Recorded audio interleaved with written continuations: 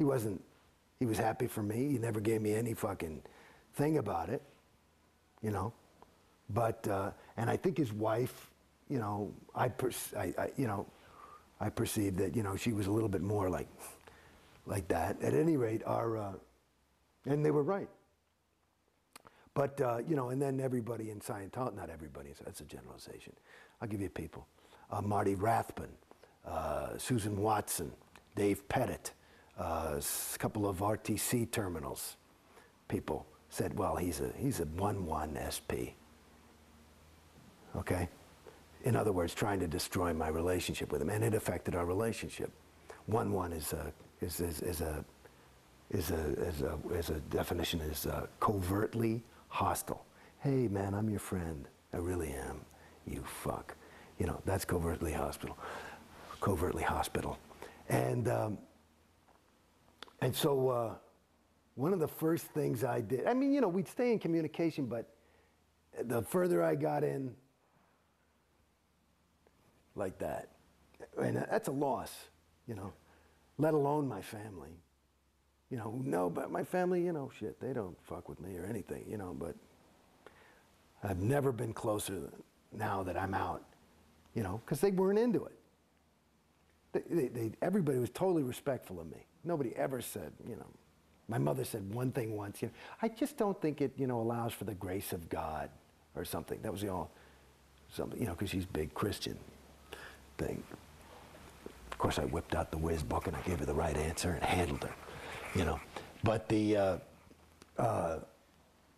thing with Dave, this is just the other thing when I was thinking about I was laughing is as I got out, when I got out, one of the first people I went to go see was David. And, you know, his whole family was out of town and I was just moving here and now we live in the same city. And so I went over to his house. And, you know, we're just walking around. And we talked about it a little bit, just a little bit. You know, because I just said, oh, by the way. And I said, oh, okay. So we started to talk a little bit about, like, you know, OT levels and stuff like that, you know. And, you know, he doesn't watch South Park or whatever the fuck, but, you know, he doesn't know this whole... So, you know, what is that? You know, what is the, you know, what were you into? Why, what is the OT? Or, you know, or so, I don't know what if he asked the question, but somehow I went and I explained to him. And here I am, you know, just kind of basically it just walked out the door. And it did so much for me, but I started to explain to him the story of Xenu and the loyal officers. And I tell you, fuck me. I mean, I couldn't get a third of the way through the story, and we had our faces on the floor. We were laughing so hard. I mean, you couldn't even talk. It was just, because it's retarded. It's insane. It's What was your reaction, though, when you saw the packet with the info? How did you react? Well, that's the other thing I got to say. I mean, like I had told you earlier, I had been on a spiritual journey long before Scientology. This data is just, it's as different as the word Thetan is different from the word spirit. It's about that different. I mean, the Bible talks about the devil and demons. It's nomenclature. The, you know, entities is what they talk about in these New Age religions. So all that stuff about Thetans, I mean, it was a little because I was in Scientology heavily, so I was a little bit like this. But I thought, okay, and I remember that was my thought. I said, okay, well, that's obviously, it wasn't that big of a surprise to me. And I just thought,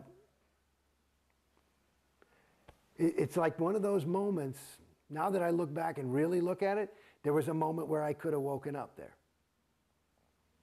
But you choose not to. And that's part of the reason why Scientology is expensive. You know. Well, if you're paying a lot of money for it, it makes it more valuable. And you give it more... It's like I was just listening to the fucking radio today. There's this guy. He was working at MTV. And they were in New York. This is just on NPR today. This guy, and he was on this art channel on NPR. And he was working at MTV, and they were talking about packaging and marketing and how important it is. And the guy, and he was talking and saying it was important, and that it was, this other guy said, it's not that important. He says, bullshit.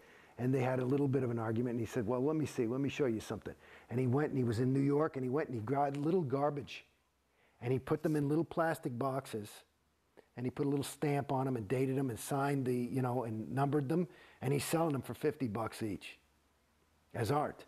Started as $10 as just, and it was like a little gift. But now that they're up there $50 and $100 each, the people are actually calling them art. So it's an interesting thing. So again, it's your own, you're driving the car. It's just that you don't realize that the car, as a Scientologist, because you're in the trap, it's got a pre-rigged route. It's called the bridge. And so you feel like this is this easy life. I just got to sit here and the car basically drives itself. All I got to do is show up at the church and I'll be happy. And there you are. And you're on the bridge to total freedom. To total freedom. Yeah, they free you from yourself.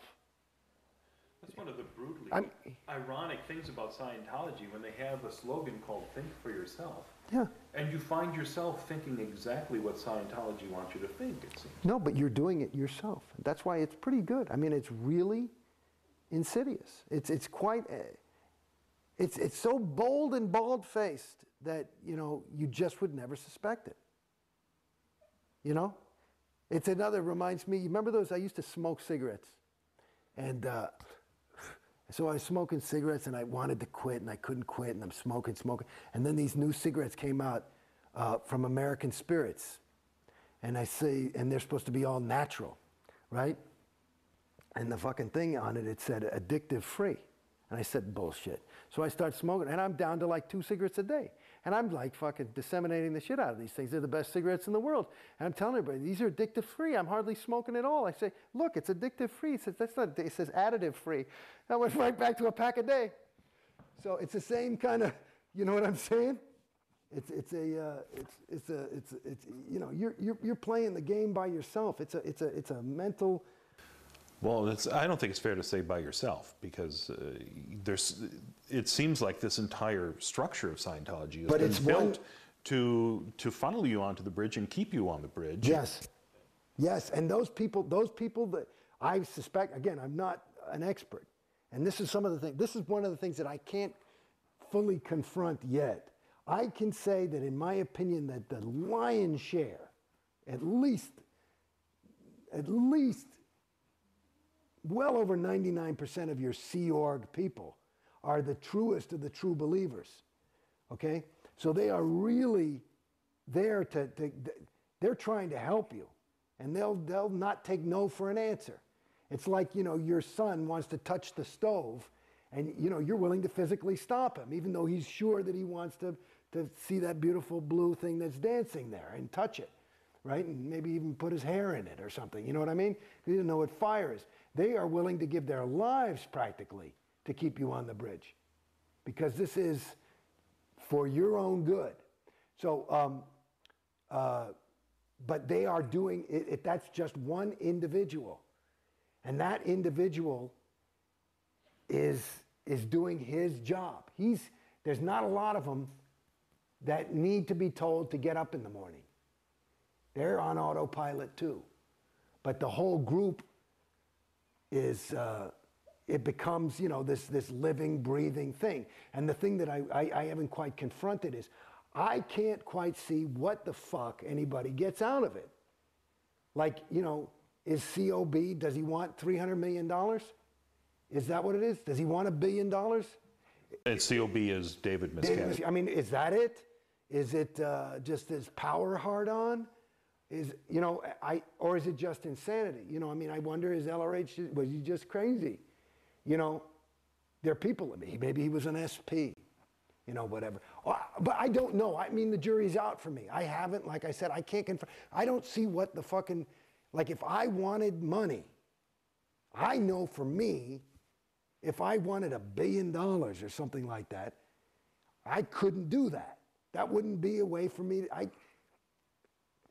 you see what I'm saying? I couldn't do it. I'd probably kill myself. You know what I mean? I just couldn't live with myself like that.